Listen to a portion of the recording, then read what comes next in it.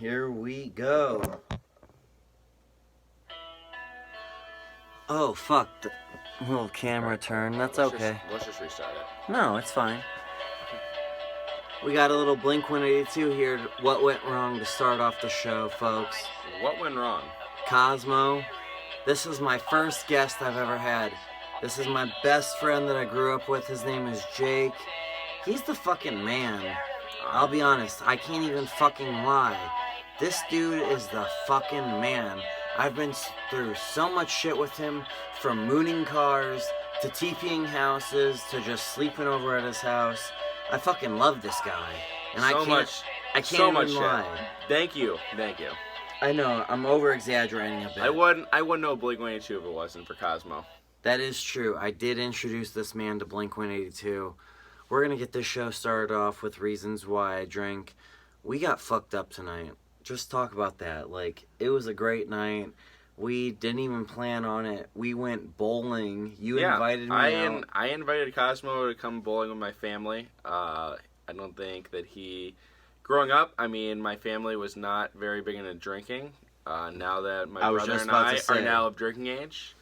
Dude, your family drinking a lot more much. than we did, and I don't think that Cosmo is ready for it. Nah, but it was I was ready to drink. We had a good time. We went to the bowling alley and we got pretty fucked up. Oh god, we got toasted. But like he was said, like growing up, his family, your guys, you never really, I feel like, drank that much. Like, yeah, we would hang out and stuff, and your mom and dad would have a few beers here and there. But they wouldn't get fucked up or anything. My family was kind of family to, if they were going to get fucked up, definitely leave me at a friend's house. Yes. And then go do that. Yeah, they would come back a couple of days later. They would drop you off to get fucked up, but they wouldn't get fucked up around you. It was nothing that I knew or grew up with. So now that Cosmo knows that we all like to get pretty lit.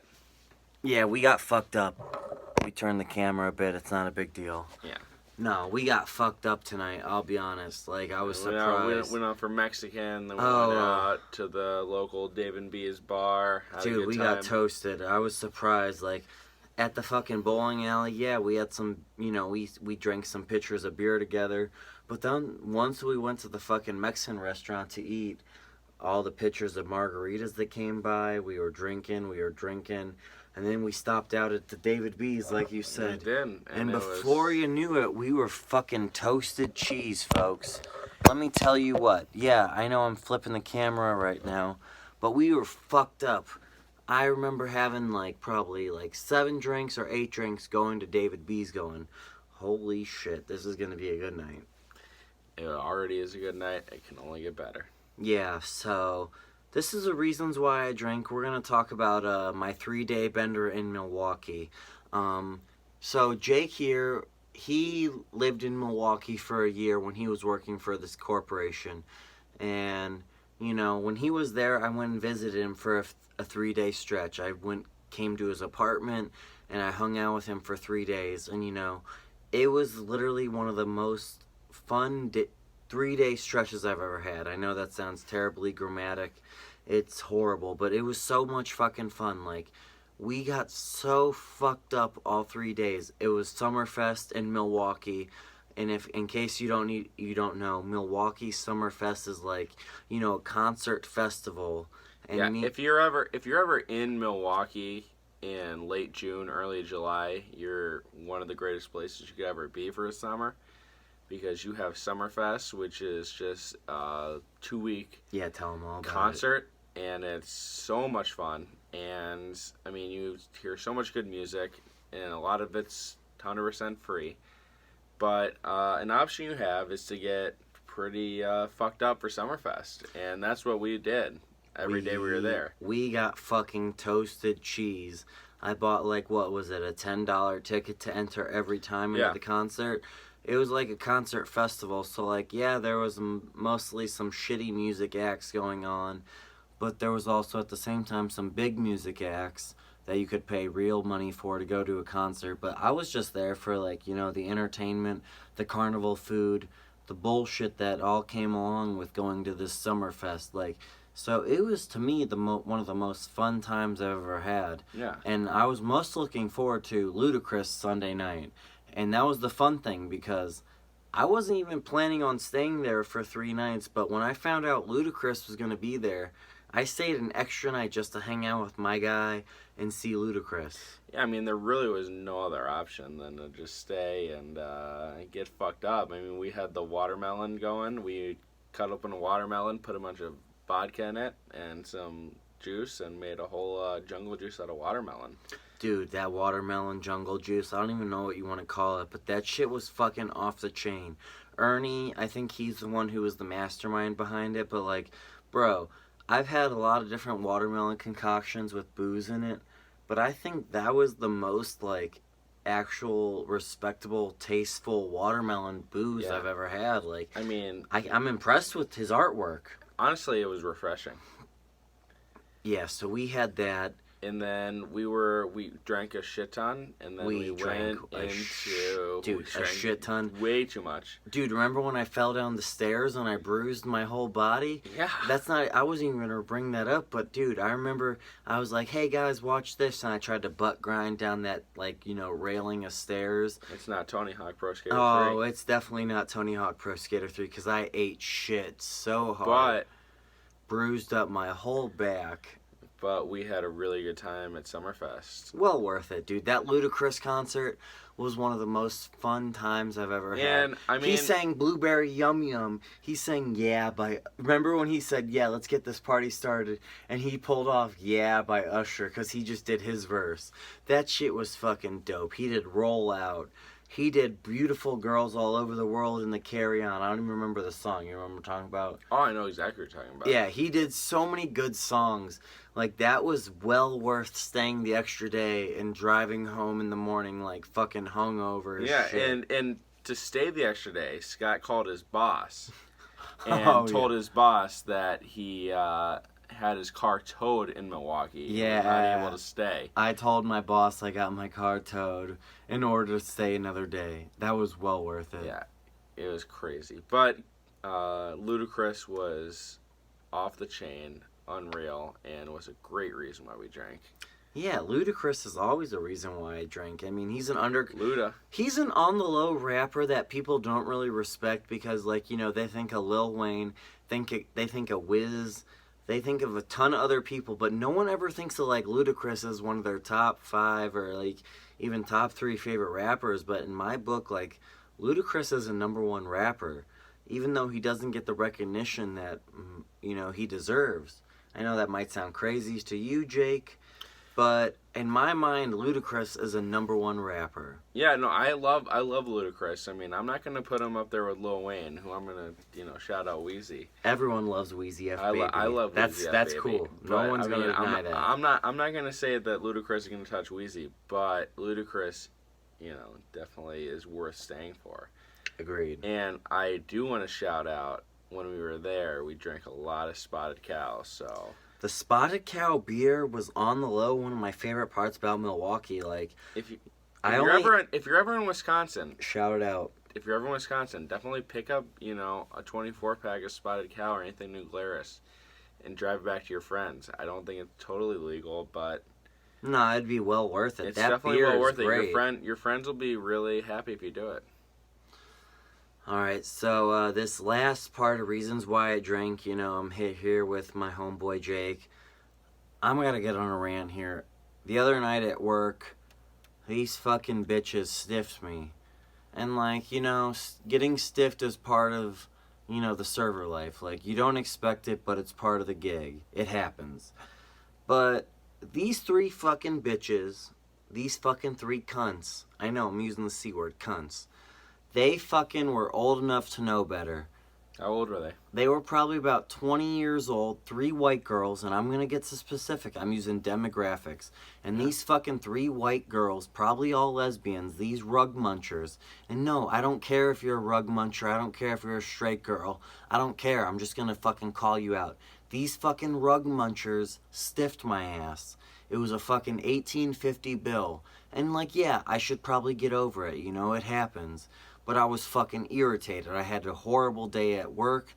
I had a horrible day in general. And they just fucking were the icing on the cake. So I went outside to catch my breath because I was pissed as fuck after they stiffed me. And I saw these three fucking cunts outside in the parking lot and I said, hey, you three are old enough to know better to tip. And that was all I said. And the one bitch had the audacity to say, we left you 50 cents. And 50 cents. I really wanted to fucking rip their assholes. I really fucking did. What is it, 1940? That's my point. Yeah, like what the fuck is 50 cents? But, my manager's in there and to go. And you know what? I played it cool. I just said, you know what? I'm going to let this shit go. I made my fucking point. Not even a little bit later, these fucking cunts call my boss and bitch at me and said they had a horrible experience. And mind you, folks, I gave these fucking women beautiful experience. I filled up all their waters numerous times, at least 3 or 4 times a piece. Many times, Many. yes. And one of them was wearing a fucking flannel shirt with a fucking Led Zeppelin t-shirt underneath. She screamed rug muncher. I swear to God. And not that I care because, you can be straight, you can be gay, it doesn't even matter to me. But she was a fucking rug muncher if I ever saw one. And needless to say, yeah, I was fucking pissed because you know why? I had a shitty day at work and I expect to be tipped. And so, yeah, I went outside and I let those bitches know you're old enough to tip. They called my manager and bitched. The next day I go into work and these fucking bitches call again. And I answer the phone and she goes, yeah, I was calling to talk to your general manager about an issue. And I was like, you gotta be fucking kidding me. But you know what? I put it on hold and let him talk to my manager. And yeah, I figured it out the situation. They told my fucking manager that I swore at them and said, what kind of fucking tip is that? Newsflash, bitches, I didn't cuss at you. I was just fucking irritated as shit that you stiffed my ass and that you were over the age of 20 and you should know better.